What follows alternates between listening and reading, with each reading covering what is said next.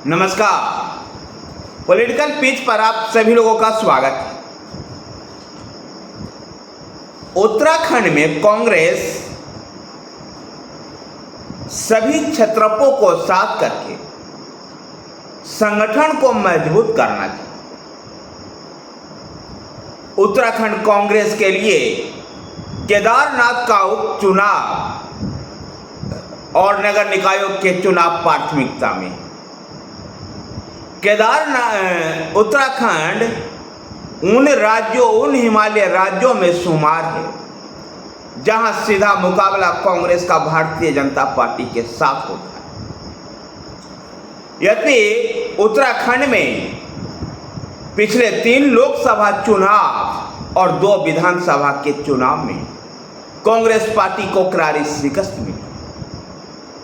2 विधानसभा का चुनाव जहां पुष्कर सिंह धामी के नेतृत्व में भारतीय जनता पार्टी ने जीता, वहीं पर 3 लोकसभा चुनाव से भारतीय जनता पार्टी लगातार सभी 5 सीटों पर चुनाव जीतते आ रही।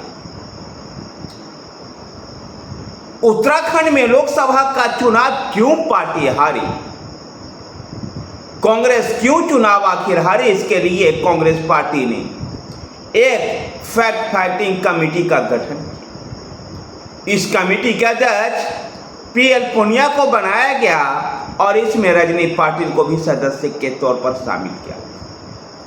PL पुनिया और रजनी पाटिल पिछले दिनों उत्तराखंड में का दौरा कर संगठन से जुड़े हुए सभी महत्वपूर्ण नेताओं से उन्होंने मुलाकात की। जिला अध्यक्षों से मुलाकात हुई, उत्तराखंड के सभी क्षत्रप नेताओं से मुलाकात।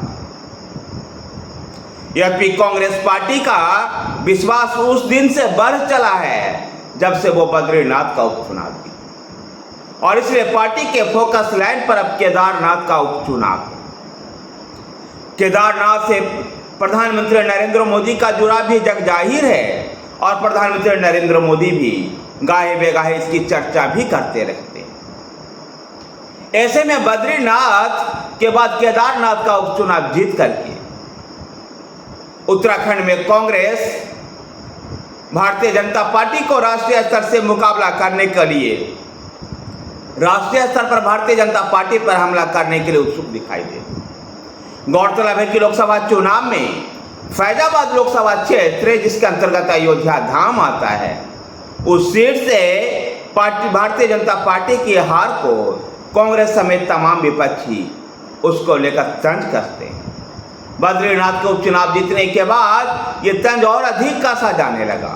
ऐसे में केदारनाथ का चुनाव जीत करके राष्ट्रीय स्तर पर भारतीय जनता पार्टी और प्रधानमंत्री नरेंद्र मोदी पर हमलावर होना चाहती है कांग्रेस। भारतीय जनता पार्टी भी सतर्क और सजग है और वो किसी भी हालत में केदारनाथ का उपचुनाव नहीं हारना चाहती। लेकिन कांग्रेस को अपनी संजीवनी के लिए बहुत जरूरी है कि केदारनाथ का उपचुनाव जीता जाए। पार्टी इसको लेकर के विभिन्न प्रकार की तैयारियां करने में लगी हुई है।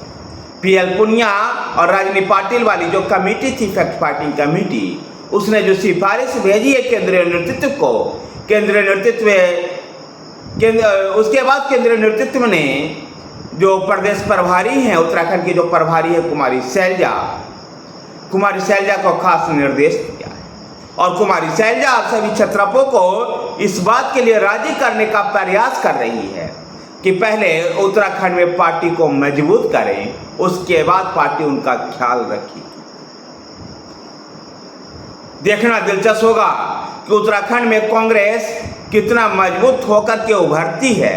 और जैसा कि कांग्रेस का जो प्रथम जो लक्ष्य है, जो सबसे पहला दिखने वाला लक्ष्य है, वो लक्ष्य है केदारनाथ विधानसभा का उपचुनाव और नगर निकायों का चुनाव। इसमें अगर कांग्रेस पार्टी को सफलता मिलती है तो कह सकते हैं कि 3 लोकसभा का चुनाव और 2 विधानसभा के चुनाव के बाद एक चुनौती देते हुए कांग्रेस पार्टी उत्तराखंड राज्य में दिखाई दे सकती है। धन्यवाद साथियों, वीडियो को लाइक कीजिए, शेयर कीजिए। हमारे साथ बने रहने के लिए हमारे चैनल पॉलिटिकल पिच को सब्सक्राइब कीजिए। धन्यवाद।